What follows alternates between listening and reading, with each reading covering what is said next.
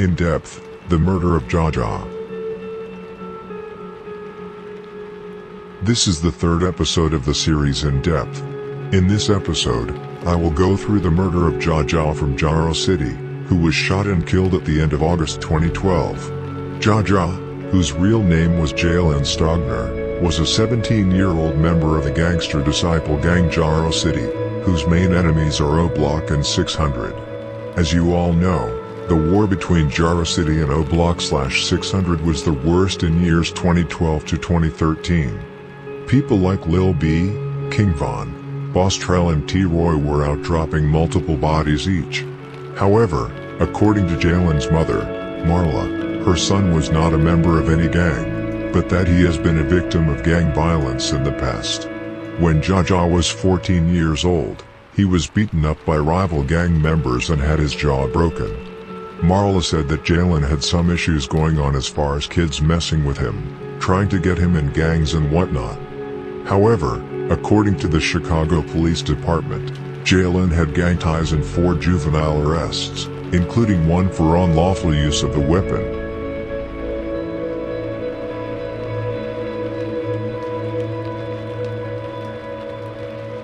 JaJa was a very beloved member within both Jaro City and STL/EBT. He was very close to members like Gucci, Motor, Poppy, Tutu, Musik and many more. According to rumors I've heard, JaJa was a shooter but not a killer. Ki even admitted to JaJa giving people hell. I have heard JaJa used to send shots at both 600 and O-Block in the past, especially after Tutu was killed. Back when Jaro City, STL/EBT and O-Block used to have big fights in each other's areas, Jaro and STL sometimes literally stormed O-Block with about 50 members, both girls and boys, to beat up O-Block members. JaJa often used to be in those fights, and had fights with, among others, both King Von and T-Roy. Jalen's life would tragically end only after 17 years of his young life. However, his family would get their justice for their son.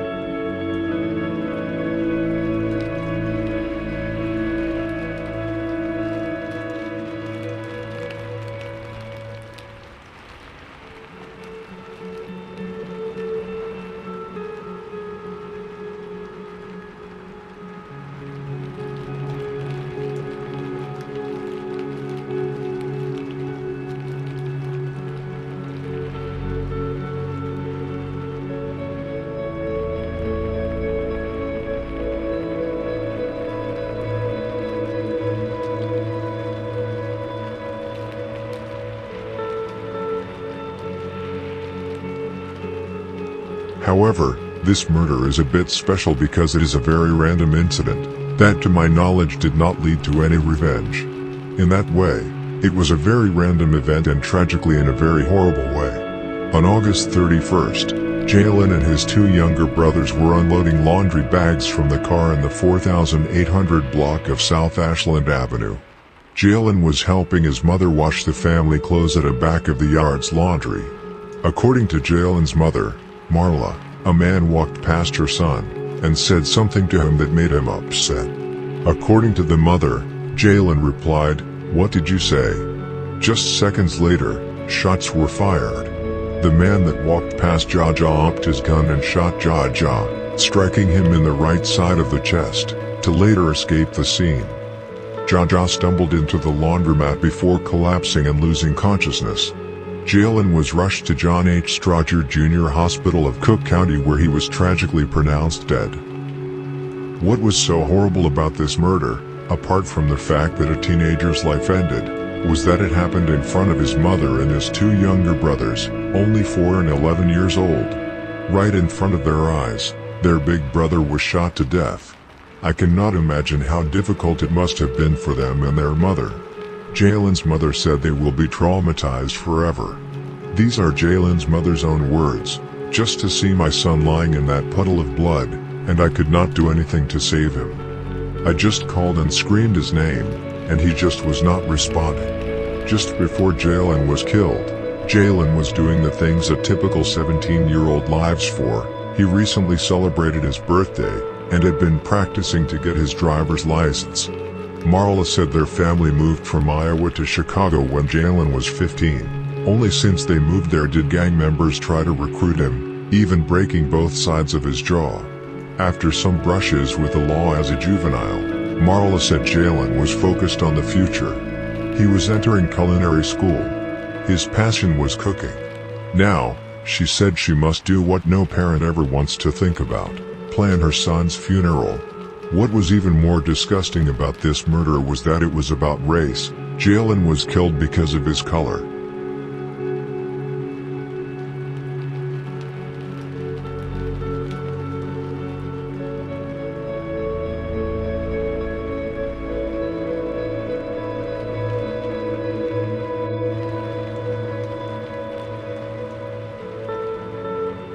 Just as I mentioned earlier, Jalen's family received justice for the murder.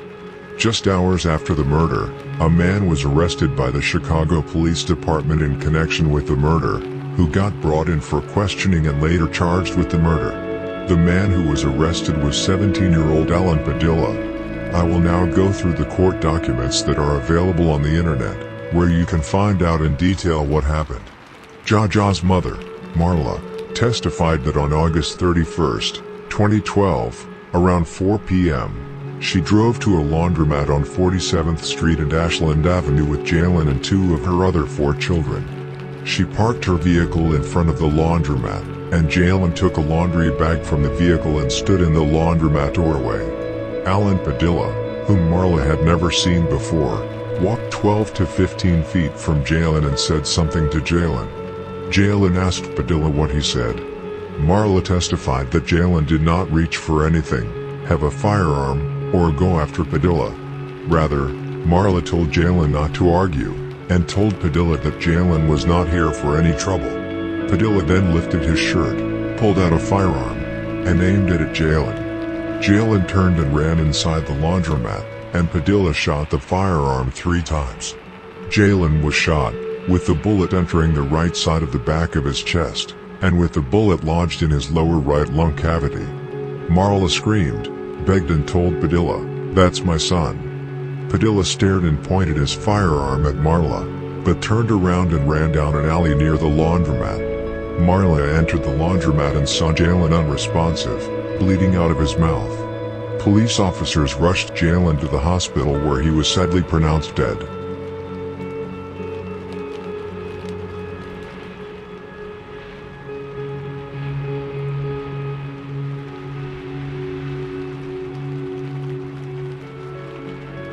The state also presented testimony that police officers investigated the scene just after 4 p.m. and found Padilla about 4 blocks away from the laundromat, on the railroad tracks on top of a viaduct. An officer asked Padilla what he was doing on the tracks, and Padilla replied, "Just chilling." The police recovered Padilla's cell phone and arrested Padilla for trespassing on railroad property. Alan Padilla was later charged with first-degree murder, after Jalen's mother and several other witnesses identified Padilla as the shooter. Padilla was also charged with trespassing on railroad property, and 2 counts of aggravated battery for allegedly assaulting a police officer and a correctional employee when he was being booked. Now we come to Alan Padilla's motive for the murder. Why did he kill Jalen? Just like I mentioned earlier, this was about race. Padilla killed Jalen because he was black, which would be a way for him to get into a Mexican gang. An inmate at the Cook County Jail testified that heard rapping about killing a black man. The inmate then asked Padilla why he was in prison. Padilla answered that he had been in an altercation with a black man on 48th and Ashland, and left to retrieve his firearm. Padilla returned to the area to kill him, but Alan Padilla also gave his own testimony to the police. Padilla states that at the time of the incident, he was 17 years old and homeless, his father's location was unknown, and his mother had been deported to Mexico. Apparently, 30 minutes before the incident, an unknown man punched Padilla and tried to rob him. That was when Padilla ran into the laundromat. When Padilla left the laundromat, he passed Jalen, who said to Padilla, "What are you looking at?" Padilla did not say anything, and according to Padilla, Jalen said, "I'm going to kill you." Padilla stated he believed Jalen's threat due to the prior altercation he had experienced.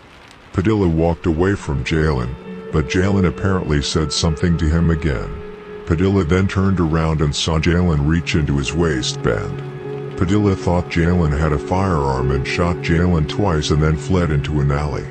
According to the state, Padilla boasted about being a member of the gang La Raza, and even did a face tattoo with the La Raza symbol after just a few months in prison. However, the state reminded the court that Jalen's murder had nothing to do with gang war or peer pressure, but rather Padilla willfully killed a 17-year-old boy out of racist motives, bragged about it and rapped about it in prison.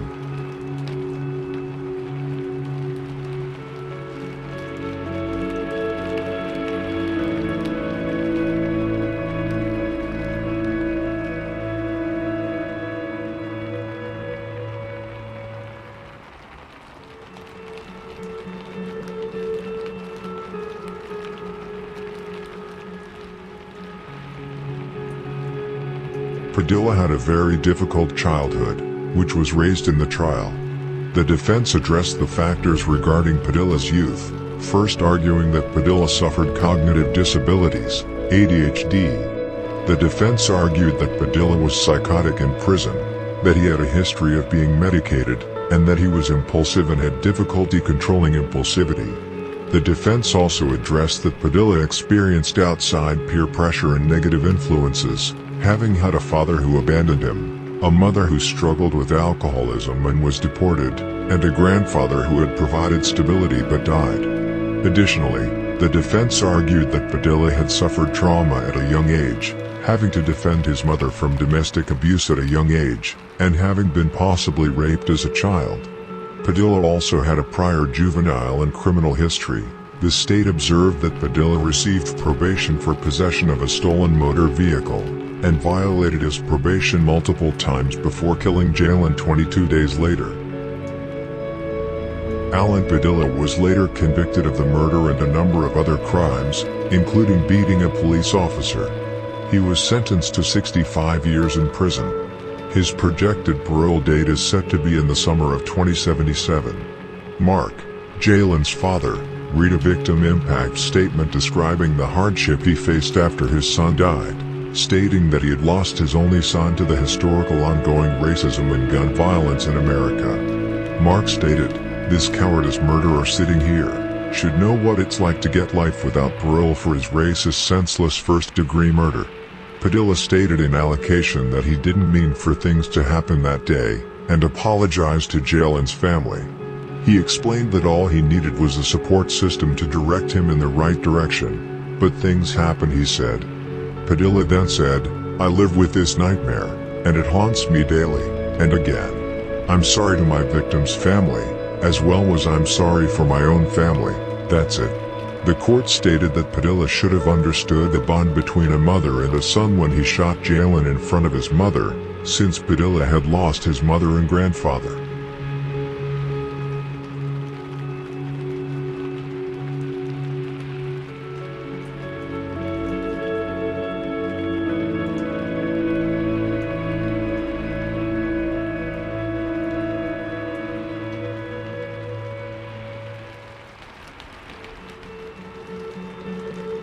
Jalen's mother, Marla, described her last seconds with her son in an interview with the Chicago Tribune. "I was just calling his name to see if he could hear my voice," Marla said, as her house filled with friends and family. "Just hold on. I was just telling him to hold on."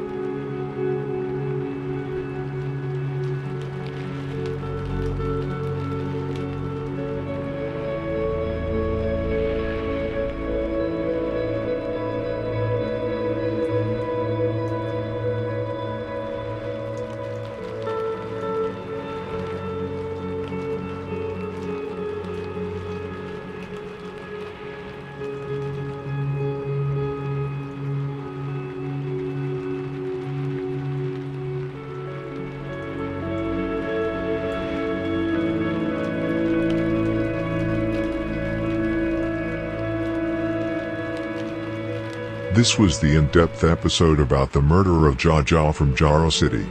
An incredibly sad story. A murder of a boy just because of his skin color. It's disgraceful. I send my deepest condolences to JaJa's family and all the other families who have lost loved ones to the gang violence in Chicago and around the world. Stay strong.